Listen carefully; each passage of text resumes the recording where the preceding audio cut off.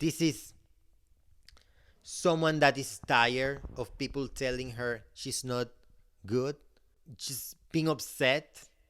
And it's obvious that in this era, I mean, she said it, in this era, she wasn't doing great again. She was struggling again with her addiction. And I think that in here, she's just mad and she's just saying, fuck it. You want me to be the killer? I'm gonna be the killer. You want me to confess a crime that I didn't confess? Here you have it. I killed him.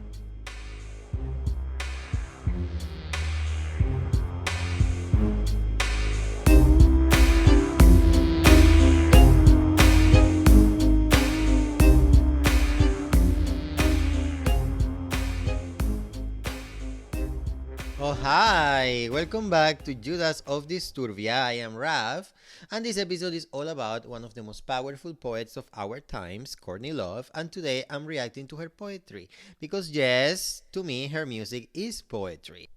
Before you listen to this episode, I need to tell you that in here I am talking about suicide, drug addiction, and many other topics which I know can be distressing for some people. This is a trigger warning. If you're having a bad time right now, find help. Google a phone number in the United States. You can call the number 988. I repeat, 988 for the Suicide and Crisis Lifeline. It is available 24/7. And in this episode, I will basically talk a little bit about her life, but don't consider this a biography or anything like that. I am just basically going to tell you some events of her life based on some interviews that she did in the 1990s, especially two interviews that she did with Courtney Love from MTV and also another interview that she did with Barbara Walters, in which she talks about all the struggle that she went after the suicide of her husband. But in case that you don't know, who is Courtney Love? Not only she is the lead singer of one of the most successful grunge female-led bands, Hole, but she's also one of the most powerful singers of our generation. She's also perfect for grunge because her voice is angry and her voice is powerful, and this is perfect for grunge. You know, when you think about grunge, and you know you're gonna come for me, like maybe a lot of you, if you like grunge, you're gonna come for me. What are you talking about? Yes, I know about Nirvana and so many other bands, you know what I'm saying? But in my case, I do think that, okay, if you're gonna tell me that Courtney is not one of the best ones, that's not what I'm telling you. I'm telling you that Courtney is a perfect singer with a perfect voice for grunge, and that I like her. And that when you talk to me about grunge, I think about a lot of things aesthetically and a lot of things in sounds. And I think that one of the sounds that take me to grunge is the voice of Courtney Love. And all the way that she talks with all this power, but all this feeling, I do feel that she is perfect for this genre. I don't see her singing something else. This is what I see her doing. So this is a parenthesis to read the lyrics to Violet, a song by Hole written by Courtney Love and Eric Erlandson. And the sky was made of amethyst, and all the stars were just like little fish. You should learn when to go. You should learn how to say no. Might last a day, yeah. Mine is forever. Might last a day, yeah. Mine is forever. When they get what they want and they never want it again, and they get what they want and they never want it again, go on. Take everything. Take everything I want you to. Go on.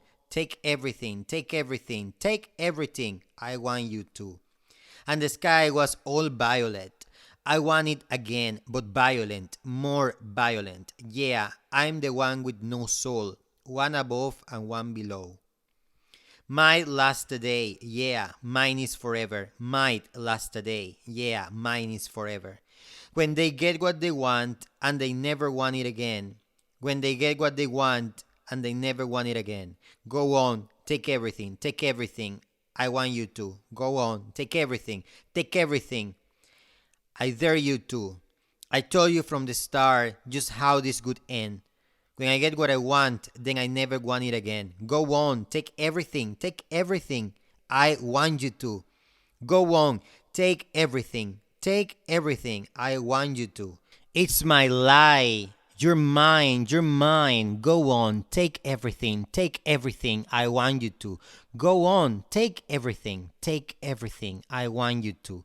Go on, take everything. I want you to. Go on, take everything, take everything, take everything.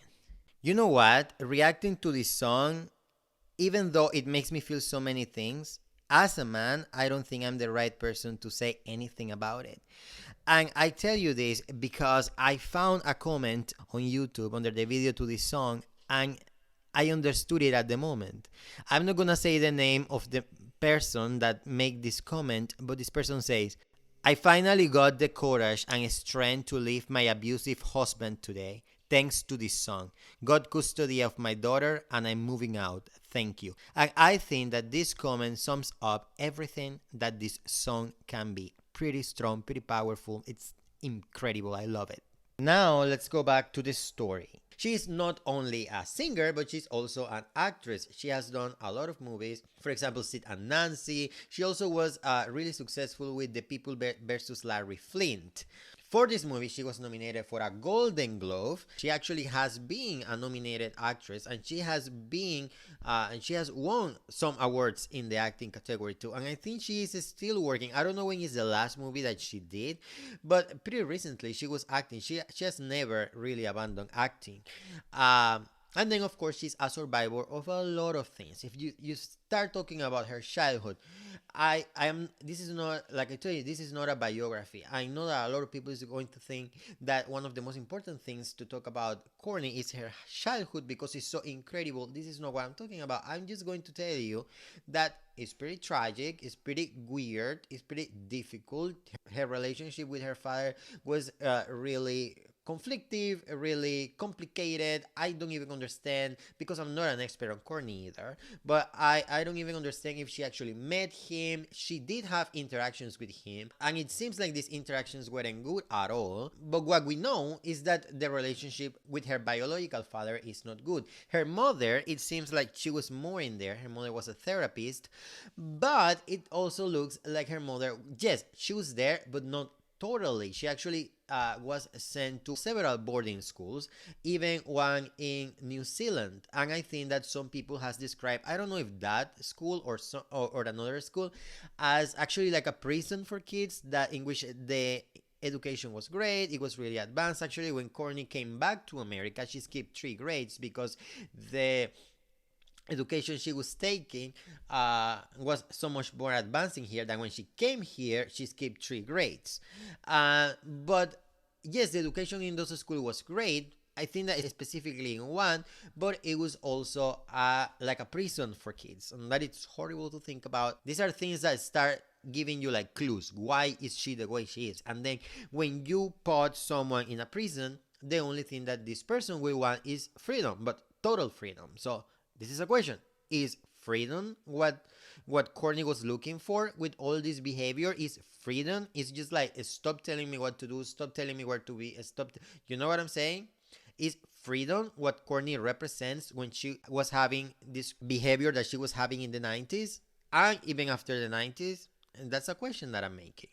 When she was a teenager, then she had also a pretty wild life. She tells a story of how already at 15 she had like a fake ID, and she went and she was stripping in Japan, and she calls her mother, hey, I'm in Japan stripping at 15. Imagine that. This is a wild life. This is a wild person. But again, why?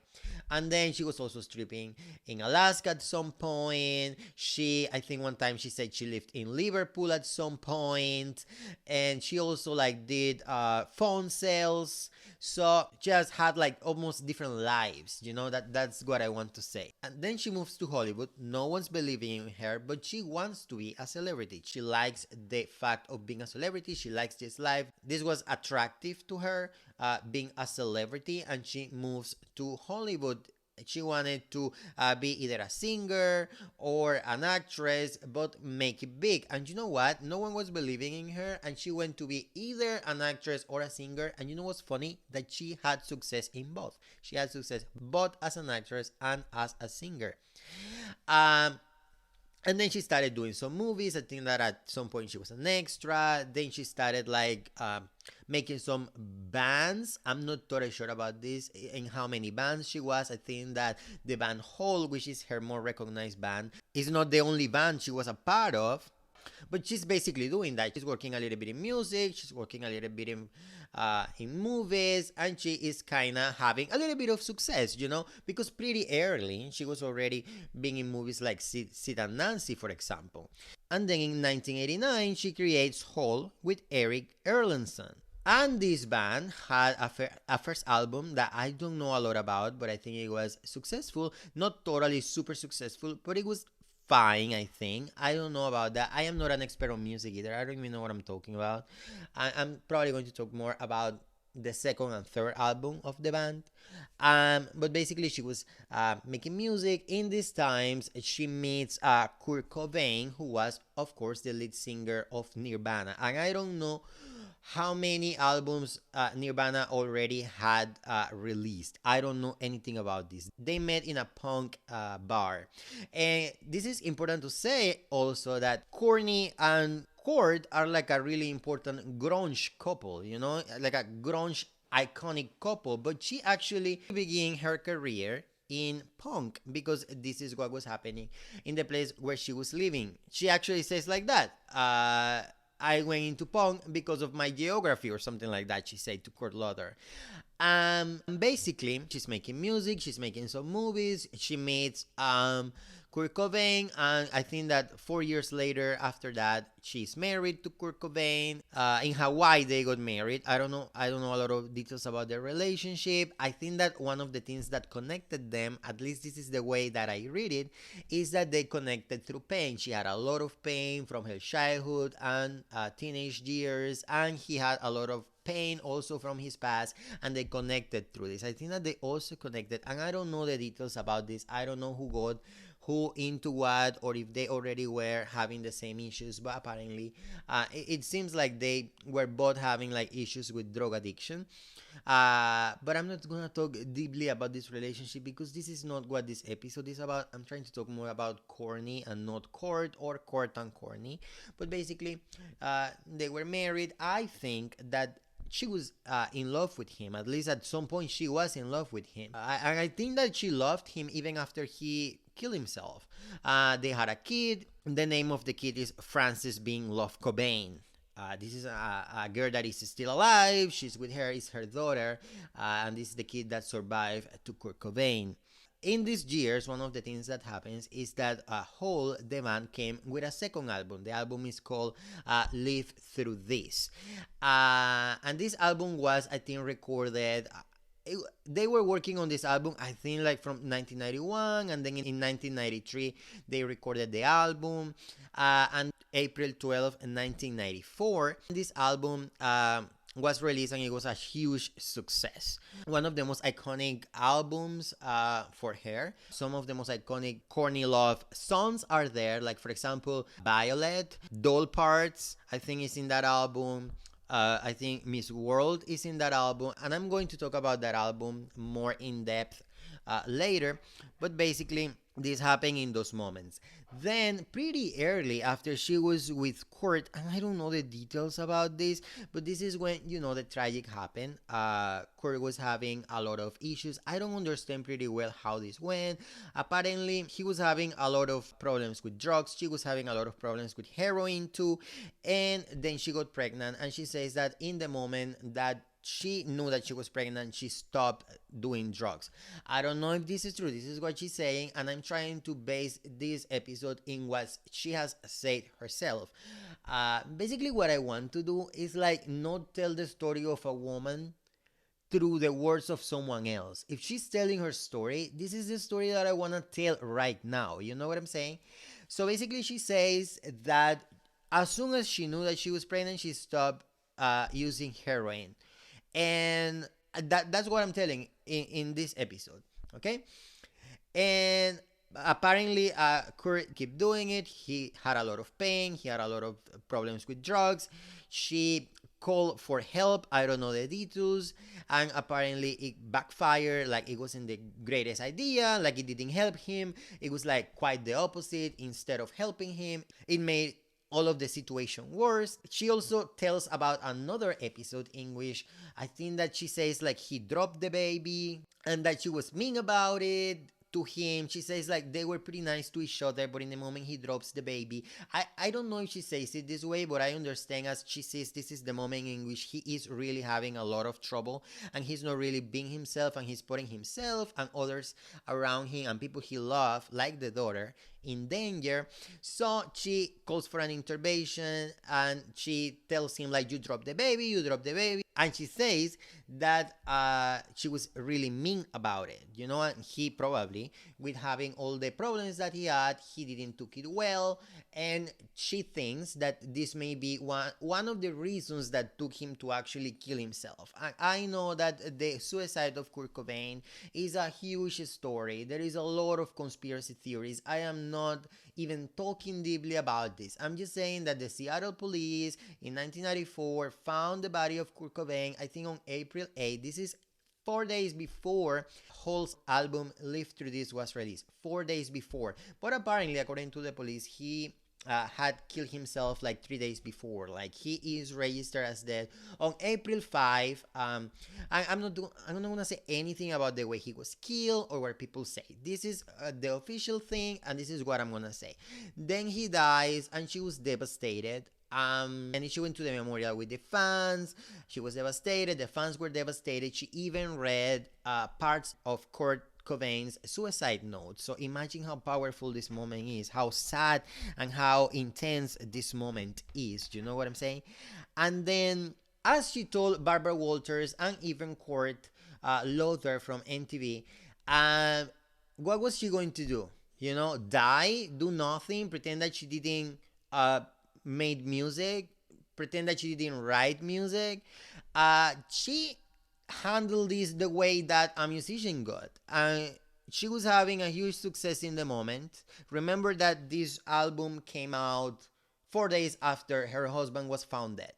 So she has to promote this album, talk about this album, but she's in the middle of the suicide of her husband. But then you have a baby, like she's saying, she has to still support the baby. I don't know how much money she had, but she says, I have to keep on with my life. And she actually says at some point, if I didn't keep going with the tour to promote the album, I would have died. And I do understand that, and I think that we shouldn't judge her for that, because I think that everybody cope with their emotions and with the grief and with the pain in different ways. So if this was her way to feel better, her way to keep going, I am not gonna come and judge her, okay? I think that she's being honest when she says it, and I see pain when when I see videos of her during this time, and I see her, I see pain in a lot of the things that I see of Courtney. I see pain. You know what I'm saying? So she actually went on tour to promote the album. So this is another intermission to read the lyrics of another song by Hall. This is a song written by Courtney Love in 20 minutes, as she has said before. This is Doll Parts. I am doll eyes, doll mouth, doll legs. I am doll arms, big veins, dog bed. Yeah, they really want you. They really want you. They really do. Yeah, they really want you. They really want you. And I do too. I want to be the girl with the most cake. I love him so much, it just turns to hate. I fake it so real, I am beyond fake. And someday you will ache like I cake. And someday you will ache like I ache. And someday you will ache like I ache. And someday you will ache like I ache. And someday you will ache like I ache. I am doll parts, bad skin, doll heart. It stands for knife for the rest of my life. Yeah, they really want you. They really want you. They really do.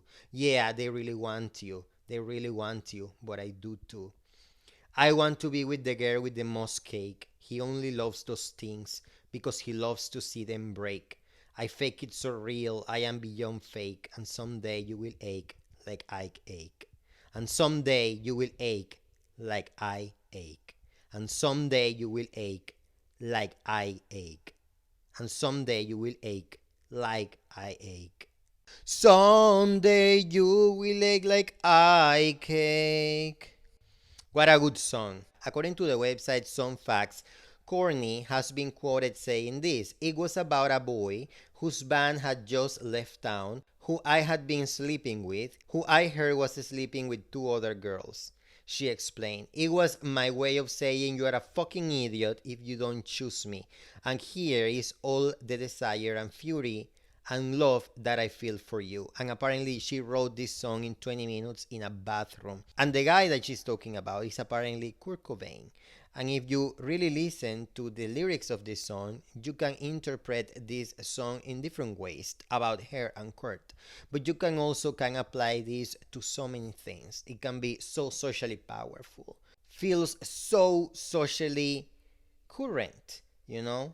When society wants you like this, they only see your dull eyes, your dull mouth, your dull legs.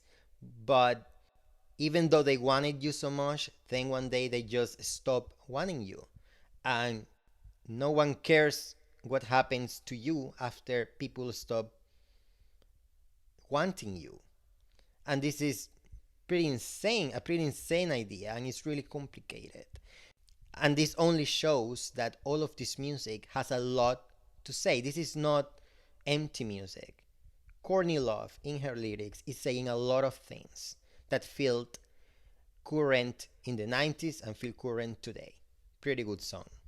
And now, let's go back to the story. So she actually went on tour to promote the album. In the show, a lot of things were happening that people wouldn't like it. It was like pretty emotional, but emotional, intense. Like she was yelling, she was crying, she was saying like "Court, court, court," but in a way that you listen to her voice and you almost think, "Oh my God, how is this woman able to yell like this?" It's like if I start yelling like that, I'm going to destroy my voice, and she hasn't, because she's a singer and she knows what she's doing. But if I start screaming like that, I'm going to destroy my voice. But you feel a lot of stuff in there, like a lot of emotion, a lot of desperation, but it's definitely a lot. And she's also doing a lot in this period. She's diving on the audience, she's jumping on them, and then the rumors start going crazy. I think they said they were saying things like she lost a baby. They say that she lost her clothes. They say that she lost her jewelry. Apparently, she did lost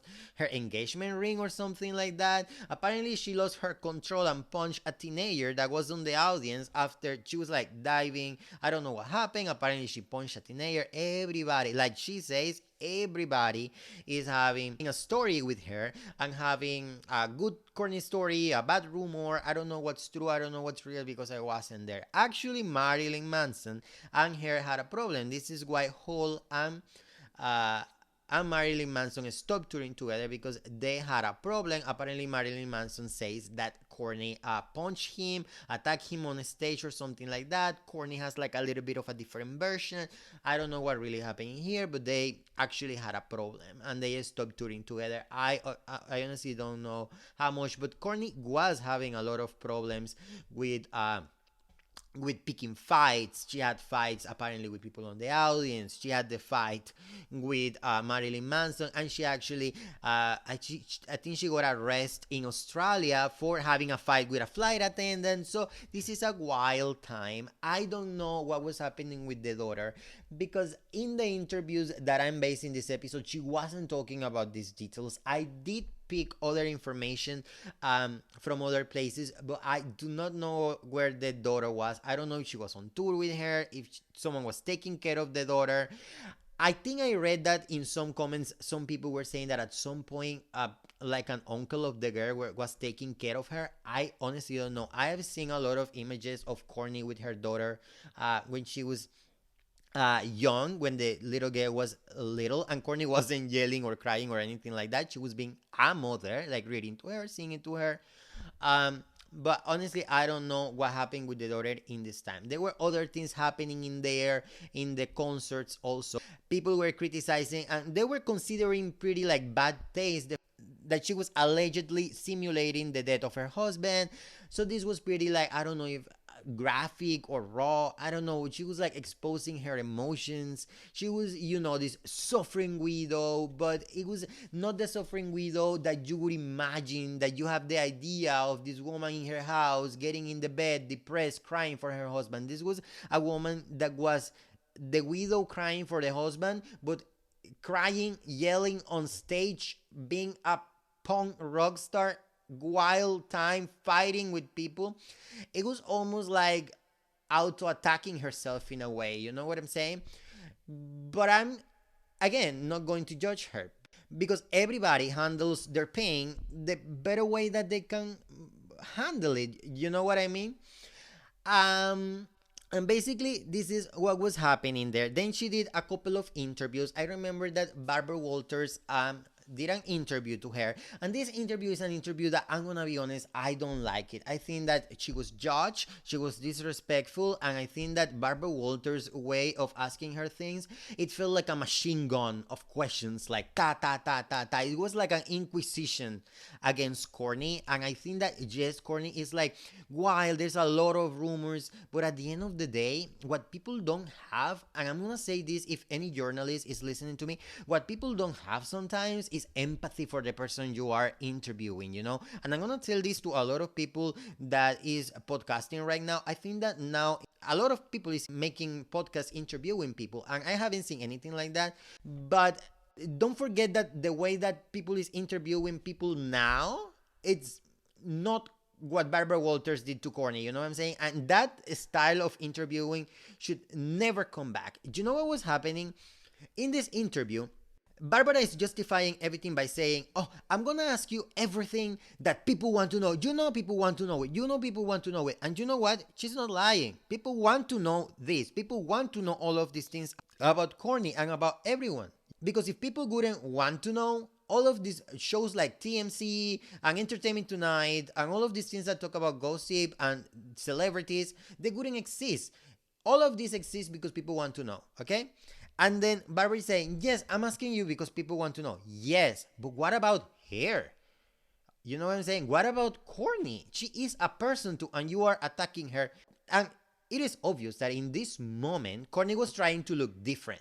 She went out of the tour. I think this is what happened. She went out of the tour, and when she comes out, she's like promoting a movie. I don't know specifically which movie. I think that it was The People versus Larry Flynn was coming, but she was like promoting another movie before that in which she had a smaller role, okay? And then what was happening is that in all of that period is when Courtney is presenting herself as a more like control woman. She's like a lady. When Barbara Walters interviewed her, she's wearing like a suit and she has like a bow, and then she's like showing this idea she doesn't want to show herself again as this star that was on stage yelling and simulating the death of her husband. Now she's like back to her house, beautiful couches for the era, and she is basically talking about her pain. Barbara Walters is attacking her with questions. She's saying, are you on heroin? And Courtney says, no. And then she comes back, are you on heroin? Are you on heroin today? And she asked her like the same question.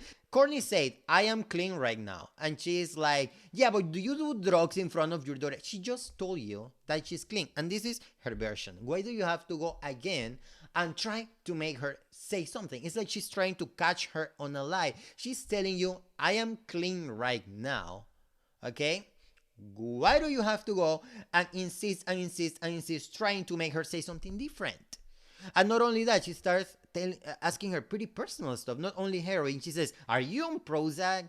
And Courtney is replying, but obviously she is super uncomfortable, and she say, no, Prozac didn't work. And I'm like, I wouldn't even have said this. And she even asks things that are really personal. You know how important it is for a woman and how society puts such a big weight on women to be good mothers. And Barbara Walters is asking her, are you a good mother? But almost like in a judging way. It's almost like, what are you gonna say? Are you even going to dare to tell me that you're a good mother?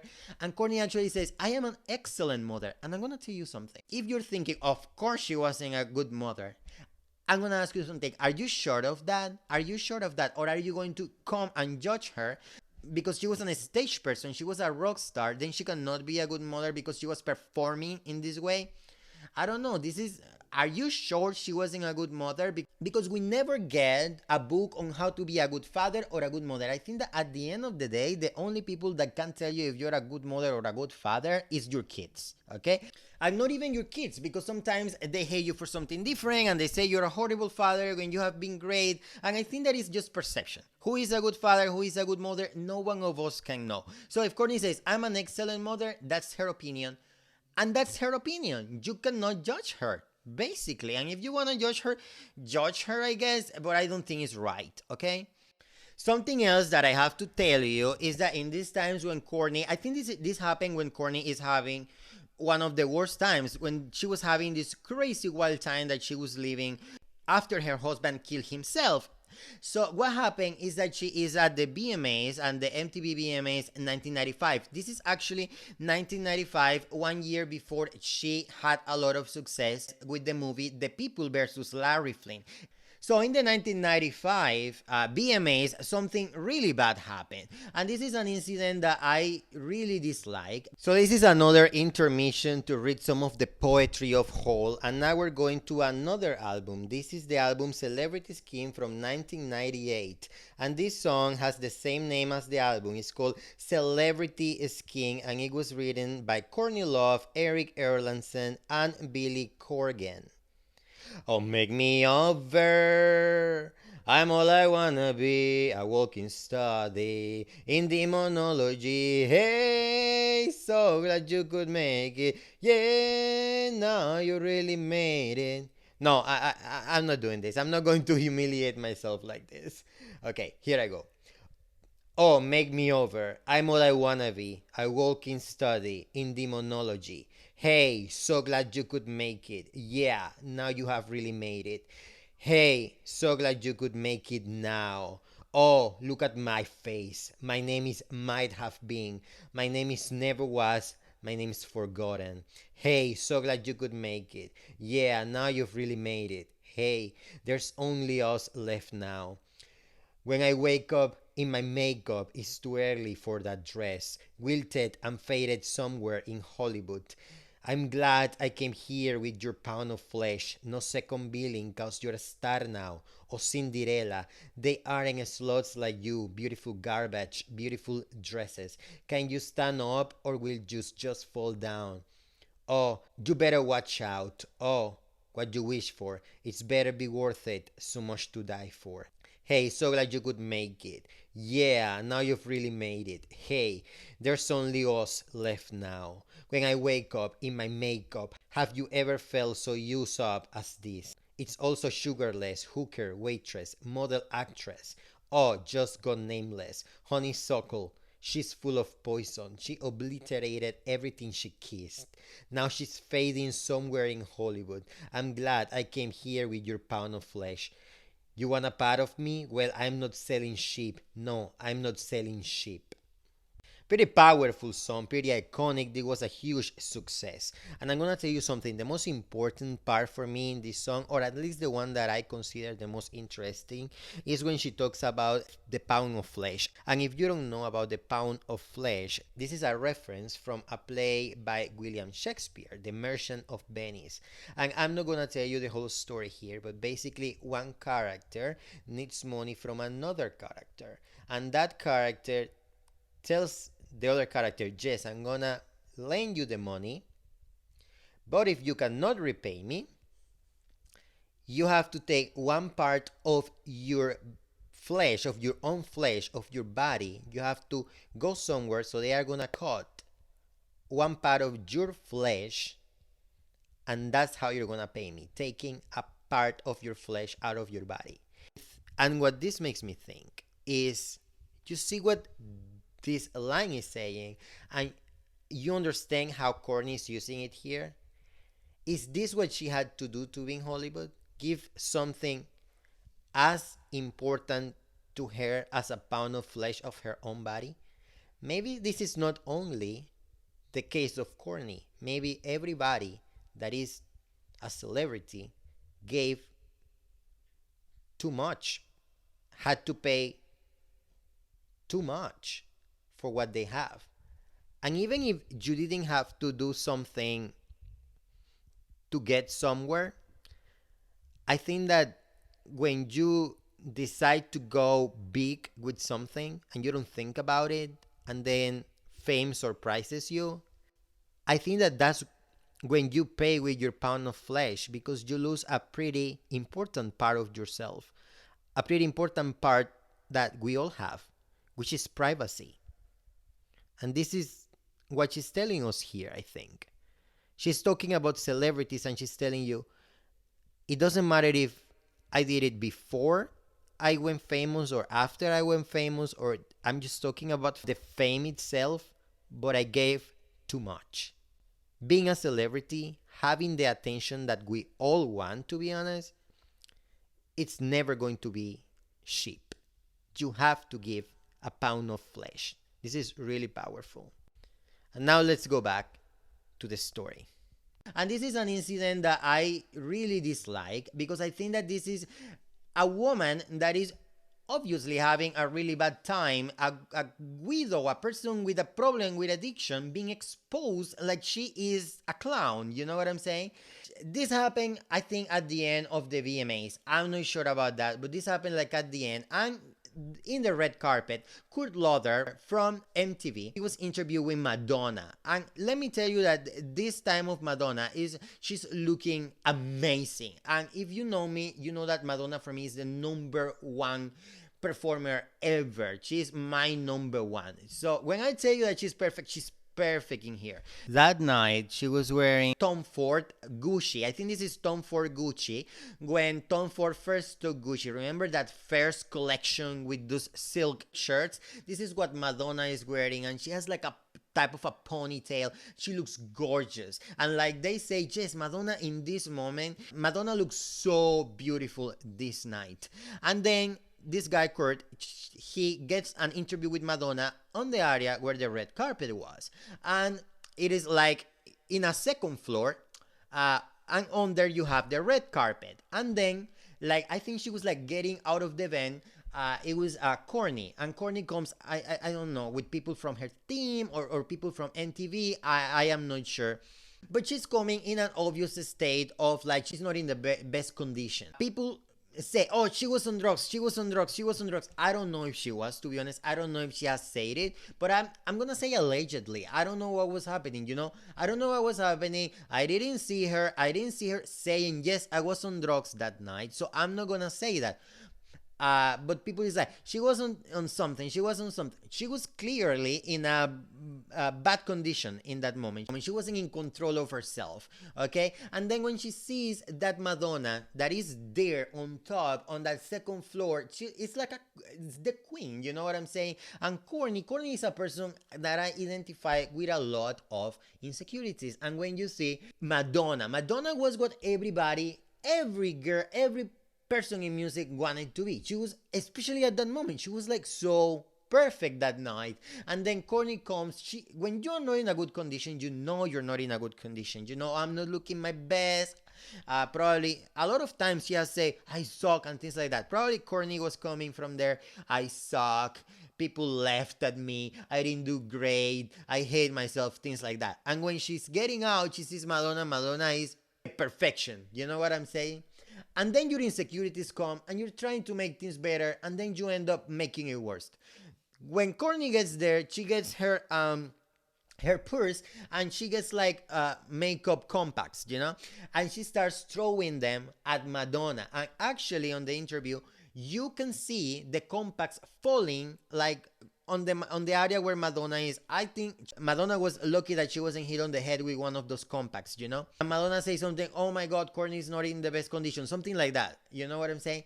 And I think that Kurt Loder and the people from MTV, what they have to do is like, Courtney's not in a good condition. We invited her to this party. She's not well right now. We need to put her in a safe place. Please, take her team, take someone with her, take her to her hotel and put her to sleep so she can calm down, because she's obviously having a bad moment. She's throwing things at Madonna and she is like embarrassing herself in a way. And I want to tell you something. There is a woman called Nina Justman. I think that she was also from MTV.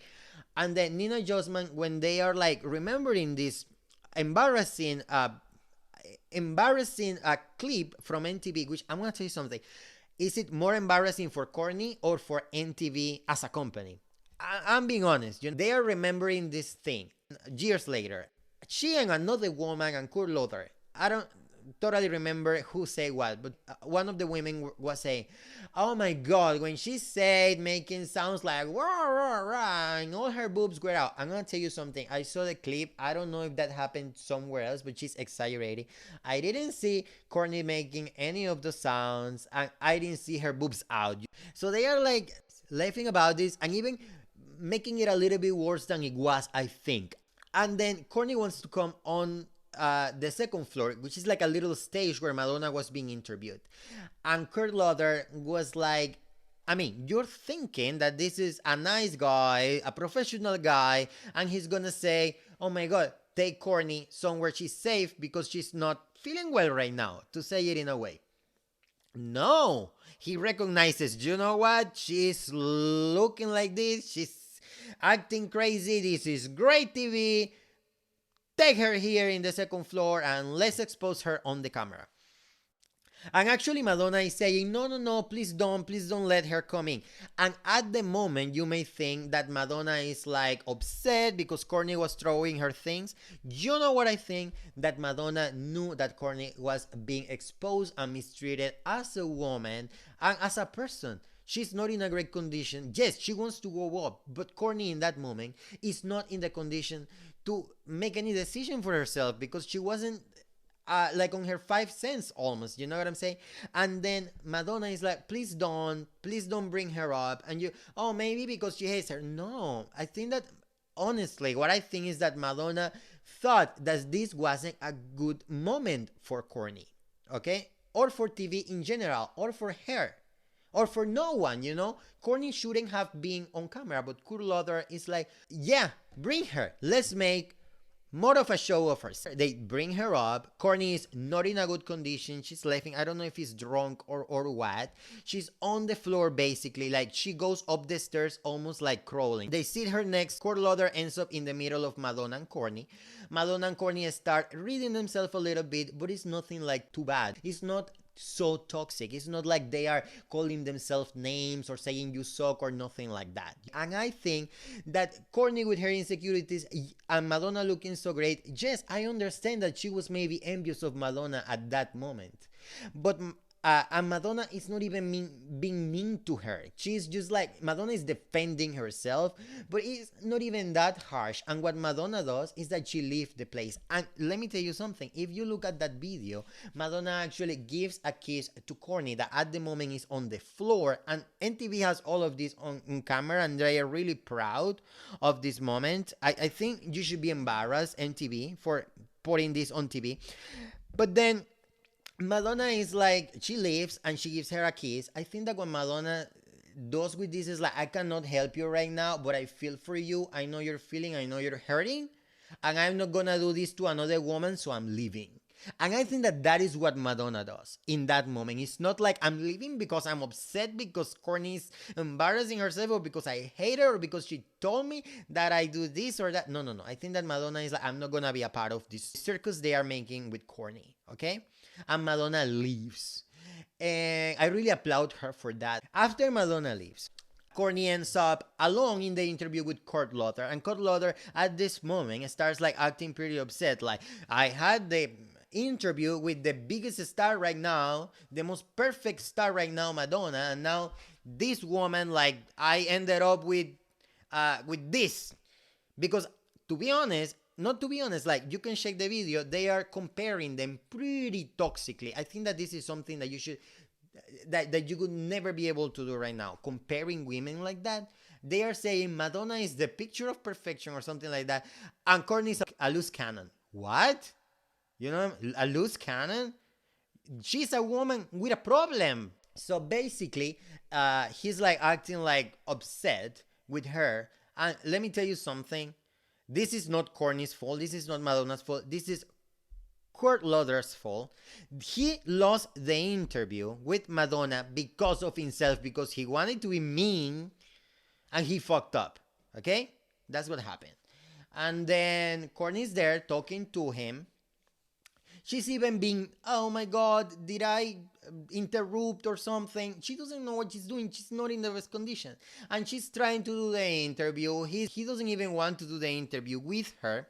She's kind of doing it, kind of talking to her, to Courtney. And then Courtney ends up falling from the chair pretty bad.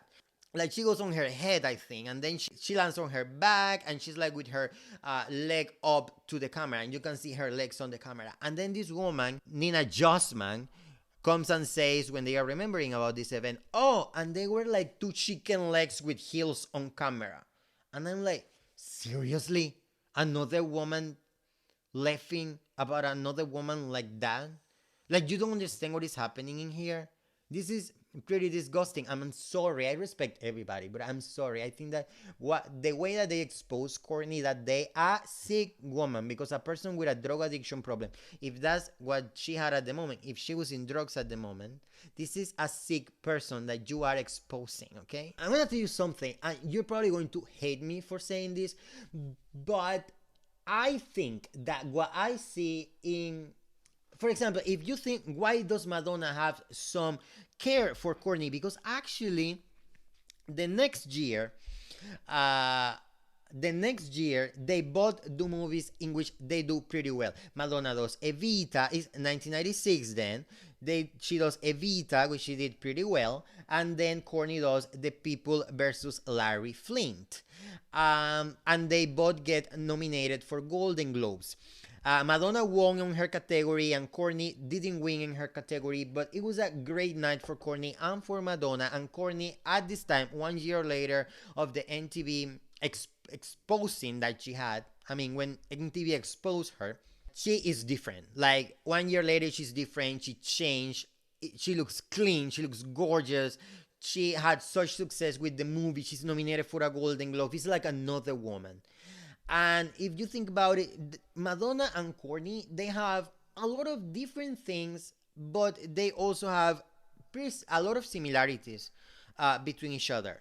Okay, it's time for another intermission. And this one is important because this is a song that is really important for me. I really like it. Everything that is related to the song and the video, it's aesthetically really beautiful to me. Sound and aesthetics, I really, really like it. All the aesthetics of this song, it's beautiful to me. Like everything in there, all the sleep dresses that are a little bit tear apart, all the way that they are walking. You can feel, I'm someone that loves the beach, and I think that when you see them, you feel like you're there with them, and I love that. The way they look, the way they are acting, it's beautiful. And everything the song is saying is really beautiful. I love this song. This is Malibu by Hall, and this was written by Courtney Love, Eric Erlandson, and Billy Corgan. And this is one of the songs that is considered the most pop songs of this band. And I really, really like it. I like everything. I like a lot of their songs, but this is a song that I really, really come back constantly on YouTube. When you check my list of the videos that I watch the most, Malibu is going to come in that list. So here we go. Crash and burned, all the stars explode tonight. How could you get so desperate? How could you stay alive? Help me please, burn the sorrow from your eyes. Oh, come on, be alive again. Don't lay down and die. Hey, hey, you know what to do. Oh baby, drive away to Malibu. Get well soon. Please don't go any higher. How are you so born when we're barely on fire? Cry to the angels. I'm gonna rescue you. I'm gonna set you free tonight, baby. Pour over me. Hey, hey, we are all watching you. Oh, baby, fly away to Malibu. Cry to the angels and let them swallow you. Go and part the sea, yeah, in Malibu. And the sun goes down, I watch you slip away. And the sun goes down, I walk into the waves. And the sun goes down, I watch you slip away, and I good. And I knew love could tear you apart. Oh, and I knew the darkest secret of your heart. Hey, hey, I'm gonna follow you. Oh, baby, fly away, yeah, to Malibu. Oceans of angels, oceans of stars. Down by the sea is where you drown your scars. I can be near you, the light just irradiates. I can be near you. The light just radiates. Wow. This is a really, really powerful song when you think about the topic that she's talking about. Because Courtney claims that she wrote these lyrics based on Kurt's stay at a rehabilitation clinic in Malibu while receiving treatment for his heroin addiction prior to his suicide in 1994. And if you listen to the song again, to all the lyrics, wow, it's a love song. This is a love song. She's basically telling him, go, get well, drown your scars by the sea. So she's talking about Malibu, the rehabilitation center in Malibu. It's like, go there, drown your scars, heal yourself, and I'm gonna be here waiting for you. And she says, I'm going to follow you. And I think that what she's saying here is after you come back from rehab, I will go to rehab too, and I will get better too. Like she's inspired by Kurt being in rehab and getting well to actually get well. Imagine if this could have happened. This is a love story, and this song talks literally about it. It didn't end up well, but it had potential, you know? And this is what this song talk about.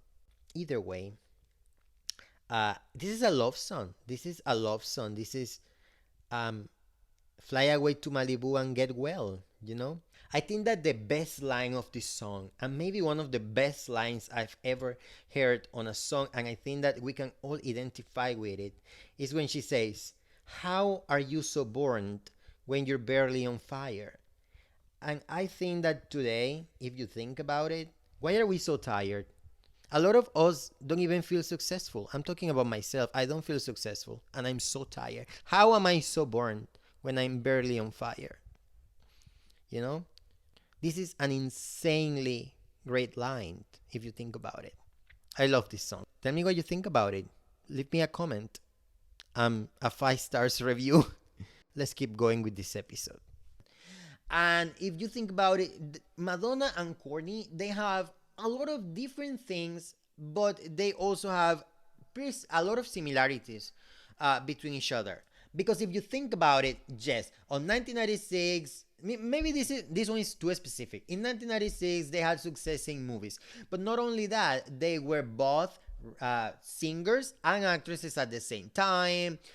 They both had success in 1996 in movies, like I already said, and they were both rebels, you know, in their different ways. They weren't what the industry of music were expecting of a woman. They were rebel women, revolutionary women, you know, like when Courtney says, like, what are we gonna do with a revolution? This is Courtney and this is Madonna also, you know what I'm saying? People that defy all of the things that they were supposed to be, and that's why they become icons. And I think that Madonna respects that. And actually, I think that there was a moment in which that year, 1996, 1 year after the incident with Madonna, and I'm telling you, I don't think Madonna was upset with her. And 1 year later, you see that they were hanging out together like at a party. And Madonna was being nice to her. You know what I'm saying? And she was doing much better. Probably years later, Courtney talked about Madonna not in a greatest way, you know. I think that she did that, but again, Courtney is a person with a problem. She's like a roller coaster. Sometimes she's up, sometimes she's down, sometimes she's doing great.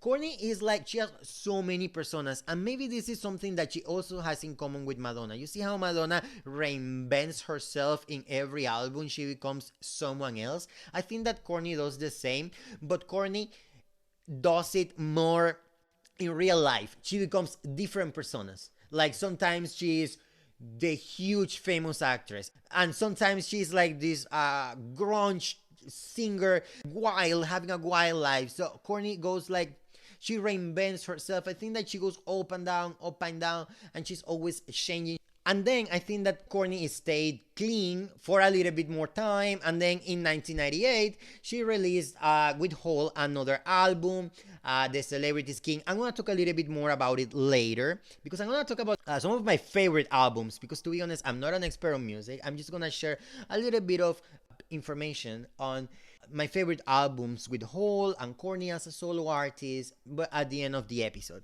And then let's talk about Courtney and the way that she wants people to know her. And you know, one of the things that I think that Courtney wants people to know that she is a good musician. And I agree with her because she has been accused constantly that all of the reason why Hall was ever successful was because Kurt Cobain wrote all the music, he made all the music, and okay, let's say that maybe he had some influence. I don't know. I wasn't there. But I think that there is no way that Courtney was going to have so much success with or without Kurt if she sucked. And she says that. I wouldn't be here if I actually suck as a musician. And I agree with her. You know, you can have all the theories. You can think that she killed him or everything, but she is talented and she wants you to know that. And you know what, that is a little bit of sad because I think that Courtney as a person is really insecure.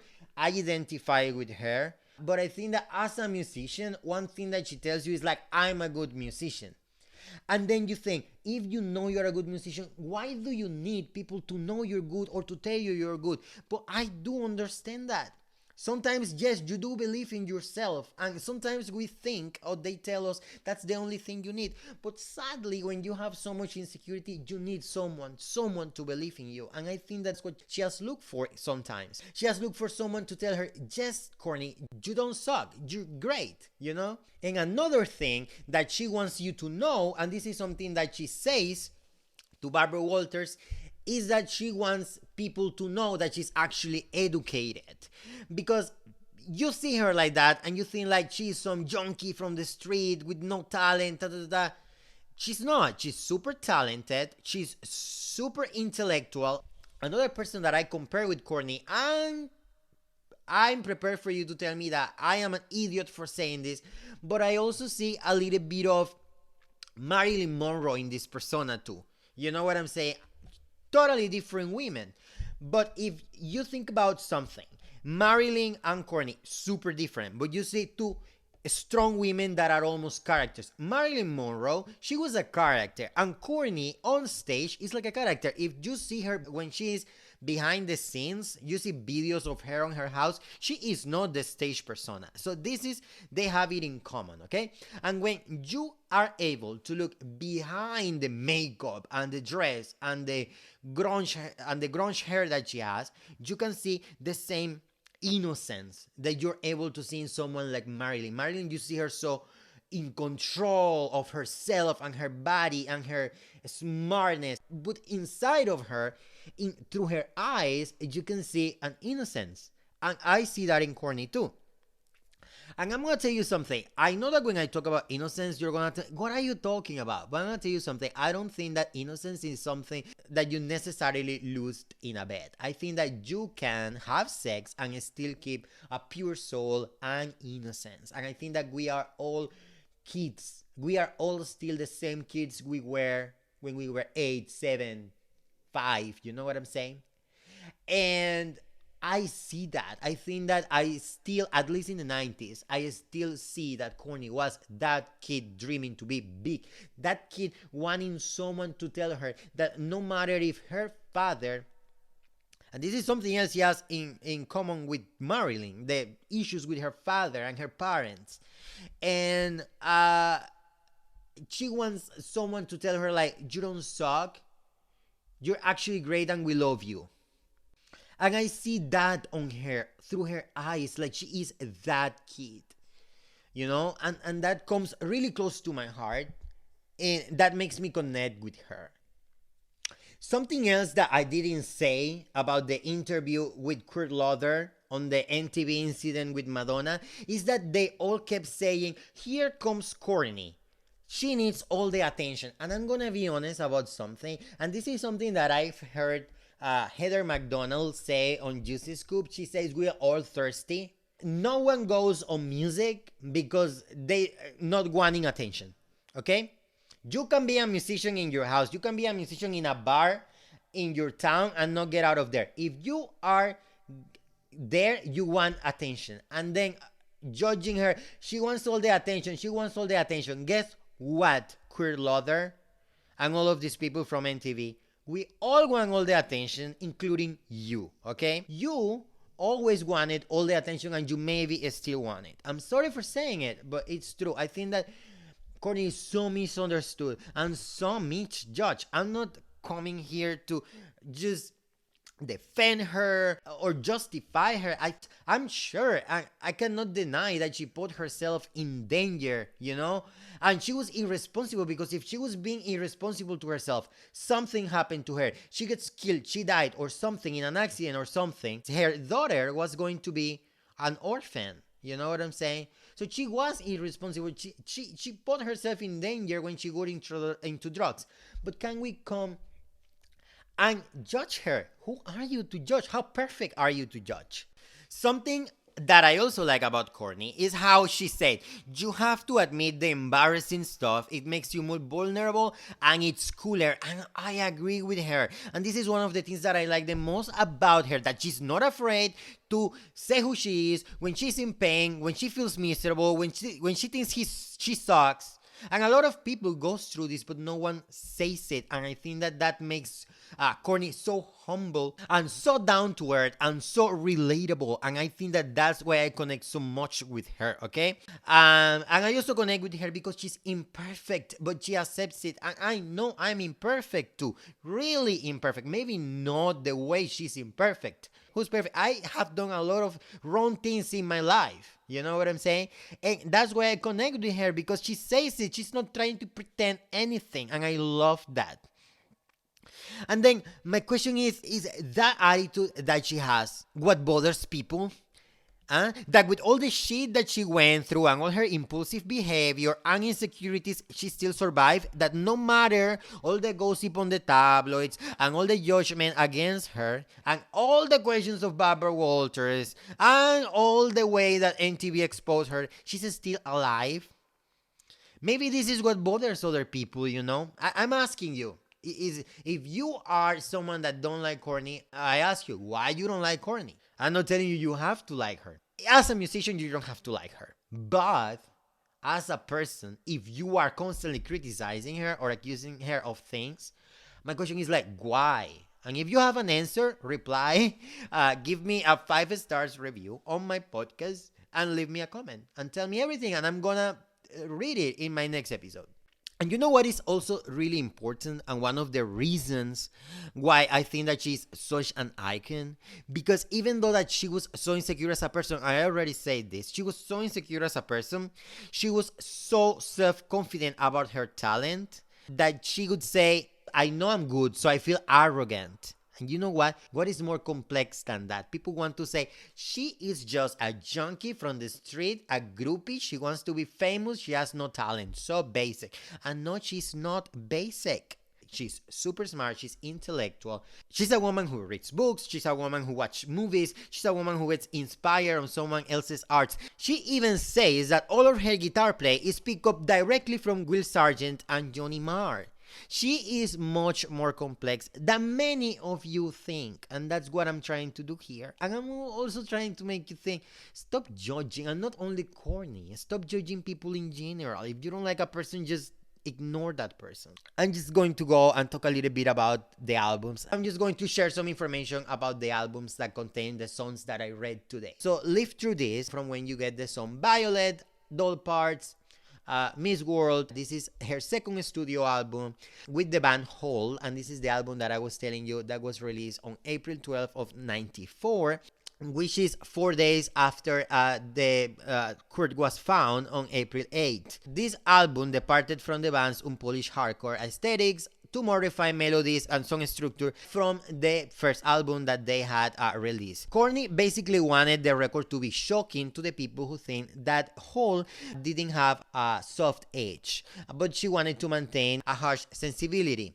And then there is a big passion element aesthetically in this album that is really like iconic, like even from the cover. For the art of the album, I mean in the cover and in the video of Miss World, she wanted, and this is in her own words, she wanted to capture the look of a woman face after being crowned either as Miss Congeniality or Miss Universe or something, this static expression with blue eyeliner running from her eyes, probably because she's crying and all the makeup is running down. She probably feels like really uncomfortable. She says like probably this woman has all her butt tape, probably to shape the body, but she's still happy because she won. And you know what I identifying here?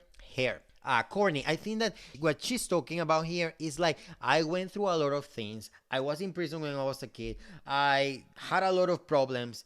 My childhood was a mess, but I still won. I am at the top of the top. I have the most successful female grunge band ever. A lot of people like my music. A lot of people like my guitar play.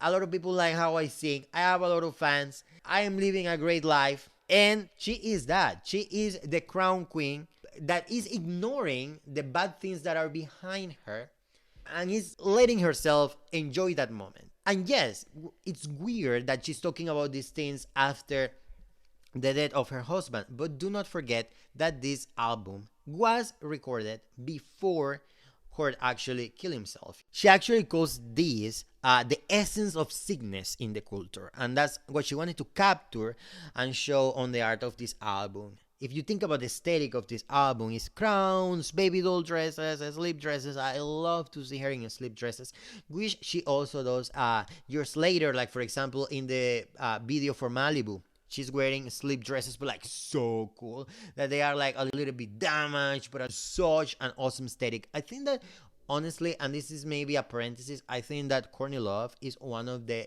queens of slip dresses. The album was produced by Sean Slade and Paul Q. Coldery and mixed by Scott Lead and Jay Mazes. The lyrics and the packaging reflect Love's thematic preoccupations with beauty and motifs of milk, motherhood, anti-elitism, and violence against women.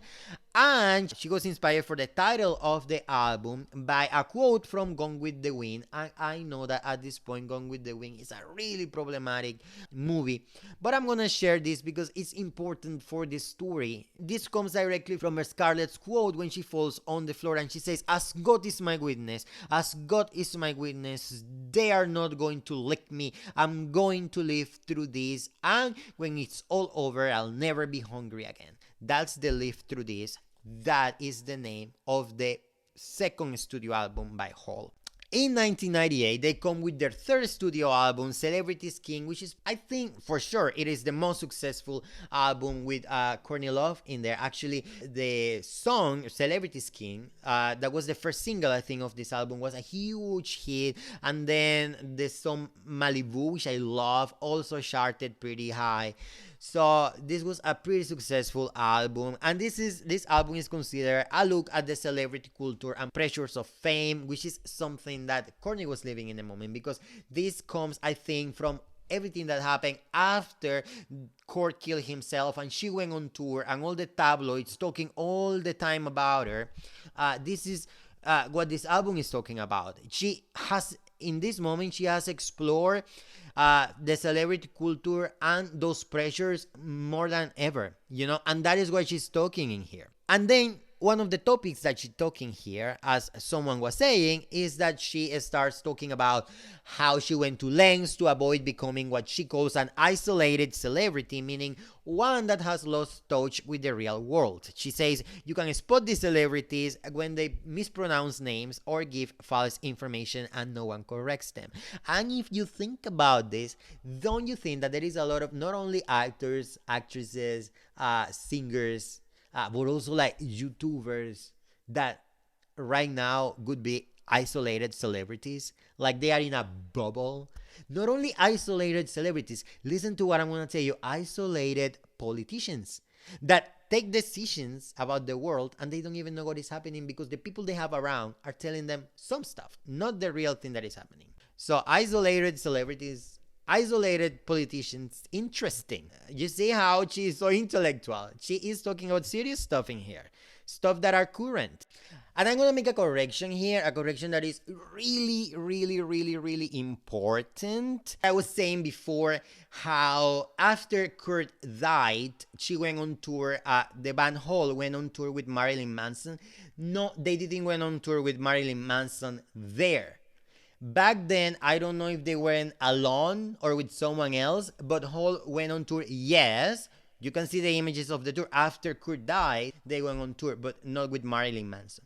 Then, when Celebrity Scheme came out, then they went on tour with Marilyn Manson, and this is the moment when they had the problem with Marilyn Manson. So I'm making that correction just now. I'm sorry, but I was able to realize I had made the mistake before I ended up this episode. So I'm making that correction. I'm sorry about that. Another album that is really important, I think, that it wasn't so big, but I think it's really important for all the conspiracy theories that are around Courtney and Kurt, is America's Sweetheart. This was an album that Courtney did as a solo artist, and this happened after the band had broke off. I'm gonna talk about the band a little bit later because at least I wanna mention these women that they were really, really important. And America's Sweetheart is the debut studio album by American alternative rock musician Courtney Love. It was released on February 10 of 2004 by Virgin Records. And the sound was very different in the musical aspects and lyrical aspects content to all the music that Courtney had done with Hall. She recorded this album in France in the middle of a lot of legal issues and things that was happening with her addiction. And then the song Mono came out of it, which is really important, and I'm gonna comment a little bit of it during this episode.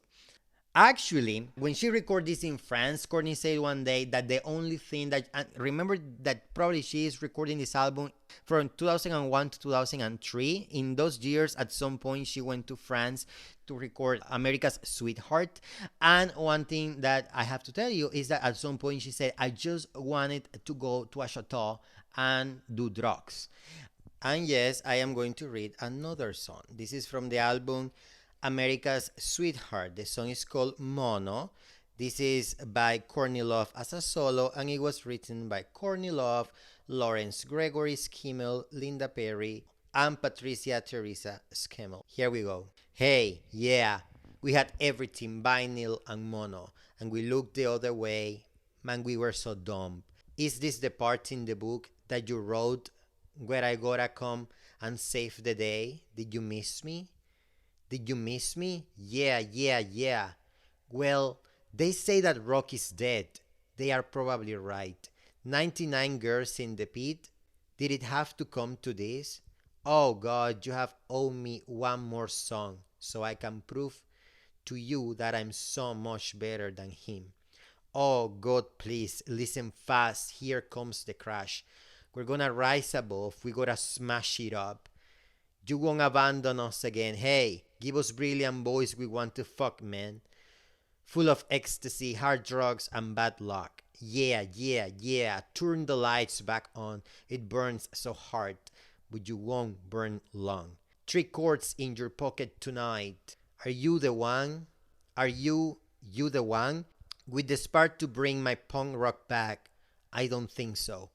Oh God, I want to hear you say you're sorry again. Oh God, you owe me one more song so I can prove to you that I'm so much better than him. Oh God, I could give you anything to hear you say that I was right and you were wrong. Oh God, before I leave this life, no, an 8-ball isn't love.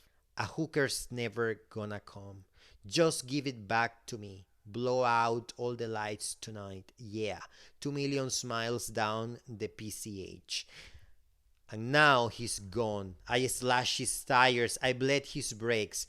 It had to be done. Their handjob lives were just too cruel. Yeah, mercy was done. We drowned them all in their swimming pools. Run away, yeah. Oh God, I want to hear you say that you were wrong again. Oh God, I want to hear you say that I'm so much better than him. Oh God, you owe us one more song. Just get out of my life and see the world as it really is. Is this just a sad slideshow? Can make a hooker come? An 8-ball isn't love. I need one thing that's divine. Let me hear it tonight. I gotta hear it tonight. You gotta let me hear the one lost chord tonight. This song is pretty powerful, and I know it has been considered by many as a confession that Courtney actually was envious of him, that she didn't respect his talent, that she only thought that she was better than him, and that she actually killed him. She is confessing here that she killed him. But of course, what I think is that this isn't serious. This is someone that is tired of people telling her she's not good, just being upset. And it's obvious that in this era, I mean, she said it, in this era, she wasn't doing great again. She was struggling again with her addiction. And I think that in here, she's just mad. And she's just saying, fuck it. You want me to be the killer? I'm gonna be the killer. You want me to confess a crime that I didn't confess? Here you have it. I killed him. Pretty powerful. Pretty powerful because even though it talks about something that can be so raw in a bad way and make a lot of people sad, I think that is also a cry for help and a cry for someone to recognize that she has a value, not only as a singer, but as a person. And I think that when she's talking about God, God, you owe me one more son. Do you know what I think? I think that God, the God that she's talking in here, is not related to anything religious. I think that God in here is the audience, is the fans. It's like she's asking the fans, give me one more chance to show you that I'm actually good. Because like I've said already in this episode, she is still, at least in 2004 when she released this song, she still needed people to tell her, you are good. I think she's good. I like her a lot. And no, she didn't kill Kurt Cobain. At least not the way that she is narrating it in this song, obviously. At the beginning, she's actually confessing something, her guilt that she already confessed to Barbara Walters. She's saying, yes, we had everything, vinyl and mono. We did everything. And we looked the other way. We knew what he was doing, but we looked the other way. We were so dumb. That's guilt. She's recognizing that they could have done more. She has said this literally. And then she goes into the other type of confession. The one is like, fuck you. You want me to say that I don't feel guilty? You want me to say that I killed him horribly? Here you have it. This is a pretty complex song. Let's go back to the story. And then you see here how she is in such a roller coaster, which represents a person that is really struggling with addiction. You know what I'm saying? And we cannot just judge her. We just have to have empathy that she's a person that is sick of something, that is drug addiction, especially to heroin. And I don't know what she was doing in there, or she was doing it or no, but at some point she said this and I had to mention it. Actually, years later, like, I don't know, after 2010s, maybe after the 2015s, I'm not sure. She did an interview with Alan Carr, the Shady Man. I think he's from England. And he actually did something that it was a little bit weird for me because I think that everybody knows all the struggles of Courtney Love. And I know that he offers a drink to everybody, but he offers a drink to her when he's interviewing her and she says, like, I cannot do it. And she starts talking about her drug addiction and how she was never really addicted to alcohol, but how she just doesn't do it because I guess that it could be dangerous to do, that maybe if you get drunk, it would be easier for you to just fall again into drugs. And it looks like in the moment she did the interview with Alan Carr, she was like clean. And then one of the things that I saw in there is that she said, I want it. I want to drink the alcohol, but I can't. And then what I see in there is control. And it's control because someone, when you care about yourself, when you want to do it, you are going to control yourself. And she knows that this is not good for her. But what I want to say with this is that she says, I want to take the drink. So She always wants it. That's when you are an addict. And this is a really complicated topic, and I'm not the person to talk about it. But this is me trying to understand or trying to say to people, don't judge her if she fell again on drugs. You know what I'm saying in 2004? Don't judge her because you don't know what she's going through. Maybe you know what she's going through, but if you haven't been in her position, you don't know it. So it's like, let's have a little bit more empathy with people. I also want to say that her relationship with her daughter, so Courtney as a mother, I don't know what is their relationship. I don't want to get a lot into this because, again, I'm trying to talk about Courtney. I don't know. I think I've talked about a lot of people, but I am in here trying to talk about Courtney. I don't know what is their relationship right now. And as I said before, I don't know if at some point Courtney didn't take care of her daughter. It's a really complicated thing. I am not the person, like I said before, to come and say she was a bad mother. Never. I'm not the person to say that. I think that none of us, when we have a kid, no one gives us a book of how to be a good parent or a bad parent. I think that everybody, like I said, does everything the best they can. What I can tell you is that at some points I've seen videos of Courtney with Frances, and she looks like a good mother, and I think that a lot of people have seen that, and I see that she is a really proud mother that always encourage the artistic interest and the music interest of her daughter Frances. That's the only thing I have to say. I don't know if they are fine right now or not fine.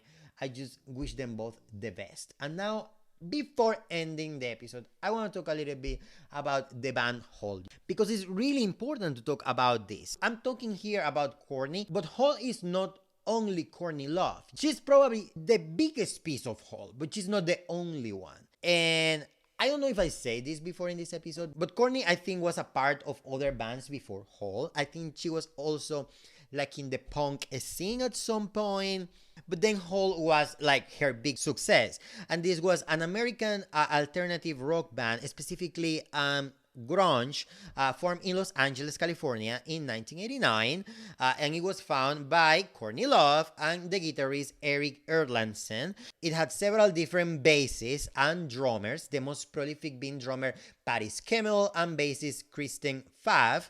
I'm going to talk about her a little bit later, and Melissa of their Moore. And I'm gonna tell you something, Melissa. If this is not the way you pronounce your name, I'm really sorry. I do not know how to pronounce your name. I just wanna tell you that you are iconic to me too. I really like seeing your chemistry with Courtney. I think that you are a huge part of this band. I don't know what is your position right now. What is your relationship with Courtney right now? What is your point of view about Hole? But I want to tell you that in this band, you're really iconic to me. Hole released a total of 4 studio albums between 2 incarnations spanning the 1990s and early 2010s, and became one of the most commercially successful rock bands in history, fronted by a woman. And if we talk about the name of the band, this is a pretty interesting anecdote. Courtney says that a lot of people thinks that the name Hole is just an obscene name for a band, but actually what she says is that this name came from a conversation with her mother. And remember, her mother is a therapist. I guess that she wasn't there for Courtney all the time, but I think that she has a better relationship with her mother than with her father, at least by this time. And she says that her mother one time told her, Courtney, you just can't walk with a hole in yourself because you had a bad childhood. And Courtney says that she instantly thought, what a brilliant name, Hole. And that's how the name of the band came to be. I want to talk a little bit about Kristen Pfaff. Actually, everybody talks about the pain of Courtney because of the death of her husband. And she also talks about the death of friends and other lovers and her husband and bandmates, but something really specific and interesting and sad happened in 1994. Remember when I told you Kurt Cobain actually died on April 5, 1994. He was found on April 8, 1994. And then guess what? 2 months later, on June 16 of 1994, Kristen Marie Pfaff, the original Hole bassist, died of a heroin overdose. 2 months after Kurt died, her bassist died. She died of a heroin overdose. And I'm going to tell you something. This is not a fun fact, but this is pretty interesting. And I don't know if a lot of people know this. But both Kurt and Kristen died in Seattle in 1994, 2 months apart only, and they were both 27 years old. And remember that Kurt is a part of that 27 club. You see, like people like, for example, like Amy Winehouse and all of these musicians that died at the age of 27. Guess what? Kristen Pfaff, the bassist of Hole, also died of 27 in the same year as Kurt, and just 2 months apart. And then you think like, why was Courtney in pain? You know what I'm saying? She went through a lot. We cannot deny that. You like her or not, she went through a lot and she is a survivor. I think that a lot of things you can come and tell me, you say this wrong, you say this wrong. I know that I say probably a lot of things wrong. This episode is all over the place. I'm not even giving a biography of her. I'm just talking about a lot of episodes of her life that she told from her point of view. That's what I'm trying to do here. But probably I said a lot of things wrong. I confused a lot of information. You're gonna tell me you're wrong in this, you're wrong in that. And if you correct me, I'm gonna talk about this in another episode. I'm gonna do it. But one thing that you cannot say that I'm wrong is that she is a survivor. She is a survivor and she is really inspirational. And I think that I've never tried to justify whatever she did. I think that we are all angels and demons at the same time. But I like her persona. I like that angry way in which she's able to express something. I really like what she does on stage.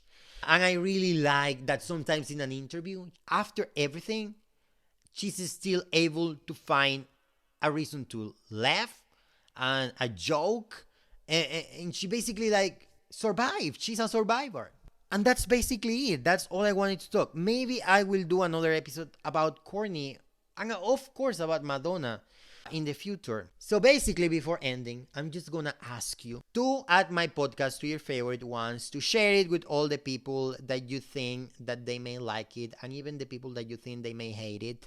I need a lot of exposure for my podcast. Please help me with that. I really count on you. Also, if you like to read and you like stories related to like werewolves and gay love and things like that, there is a link in the description for one of my books in Wattpad, which is an awesome story about gay werewolves having a lot of sex. Pretty wild. I'm writing the second part to it. It's going to be even wilder. So support me in there if you want. I'm doing everything that I'm doing in social media without monetizing it, and I need the support of people like you to keep going. So please add my podcast to your favorite ones. That's it for today. Thanks for listening and come back for the next episode. Bye.